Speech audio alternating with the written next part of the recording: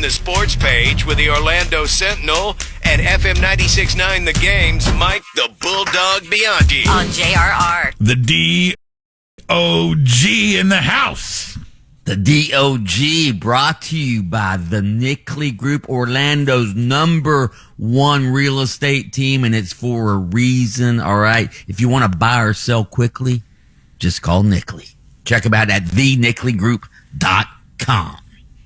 Your Dolphins playoff hopes now officially dead, Lyncher. They go down to the Steelers last night. Steelers scored 28 unanswered points en route to a 28-15 victory. It was frigid last night in the Steel City.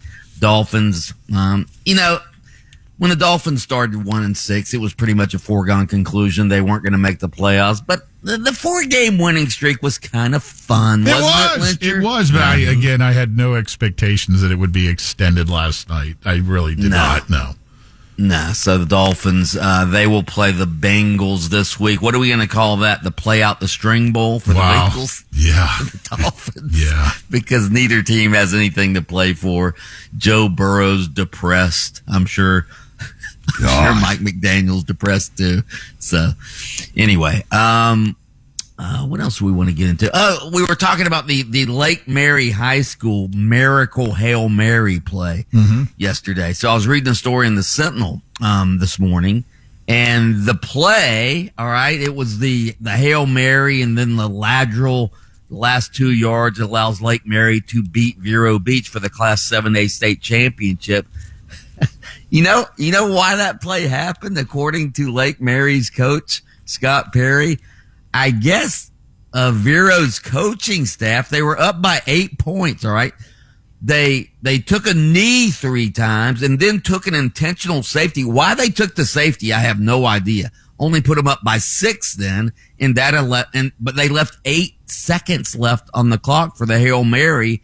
And according to Scott Perry, they started kneeling it out without doing the math. I guess they did their math wrong. They thought they could kneel out the clock, and they couldn't. So, and then I guess the safety was like, run around a bit and just burn off as much of this as you can. But why would they take a safety when they're up by 8? That wasn't too smart. No. But again, it's only high school math though, so it's not like it's college math. You can only expect so much. They may have been 14-0 on the field, but hey, what is their rating in the classroom?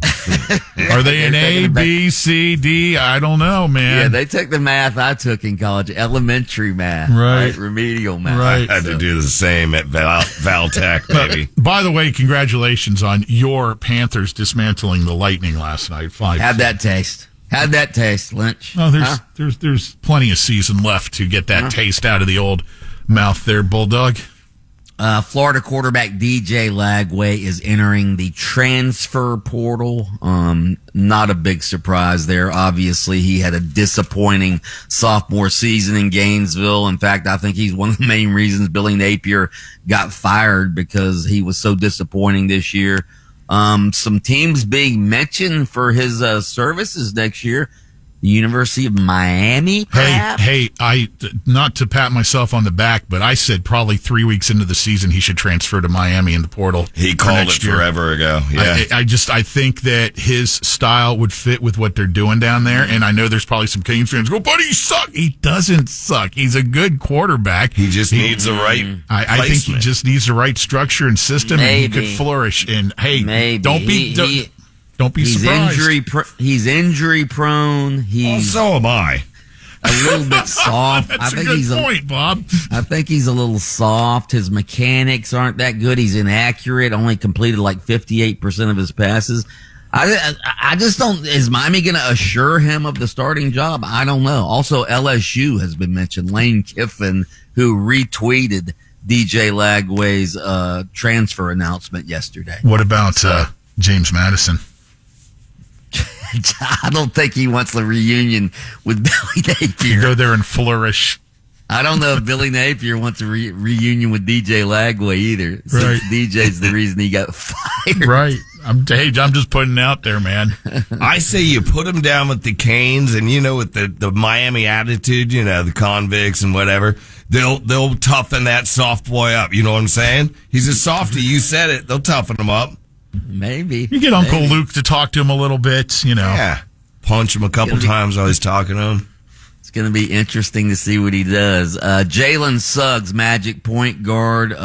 They got some good news on his injury. It's just a hip contusion. So he's going to be in the NBA, a hip contusion. He could be out a month. I don't know, but it wasn't a serious injury. So Jalen Suggs is going to be out for a length of time. Franz Wagner already out. We just can't have nice things in Orlando. You know that. Don't get down. You sound like Joe Burrow. Good Lord. Last year, Paolo, Franz, and Jalen Suggs played a grand total of 97 minutes together. And we're on that pace this year. Franz is going to be out for a while. Jalen Suggs is out. Paolo was out earlier in the season.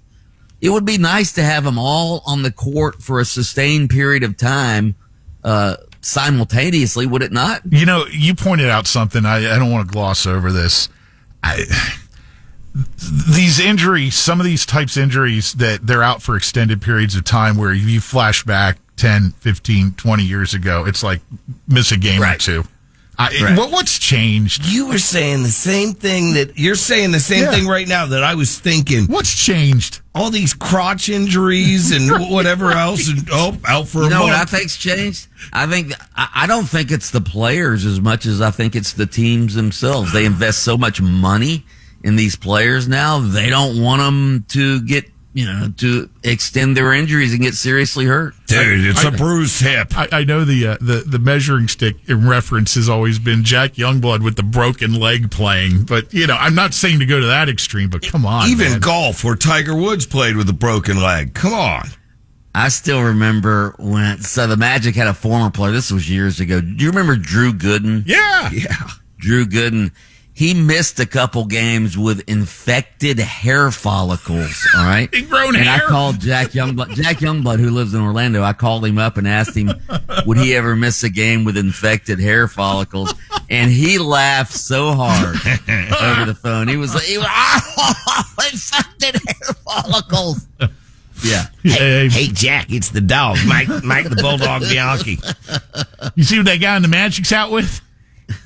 Infected hair follicles. You know what that is, right, Jack? That's when you shave your pubes, and and one of them doesn't grow out right. It hits the skin and it bounces back down, and Good Lord. Wow.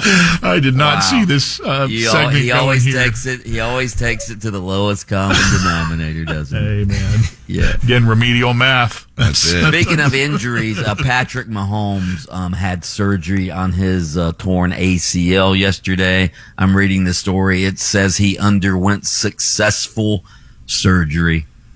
Which brings me to, has anybody ever undergone unsuccessful surgery? Right. Do the teams ever say, you know what? We did our best. The doctor screwed this one up, so it was unsuccessful. I mean, it happens to civilians like us. I know some people who got shoulder surgery and had to go back in for a second, where they messed something up. But come on, not them big docs. Yeah, the teams never announced that, this one didn't quite work. Yeah. All right, Mike the Bulldog Bianchi, host of Game On, weekday afternoons at 3 on FM 96.9, The Game with Brandon Kravitz. By the way, happy birthday to the great Billy Gibbons of ZZ Top. Rumors spreading round that Texas town. Talk. WJRR.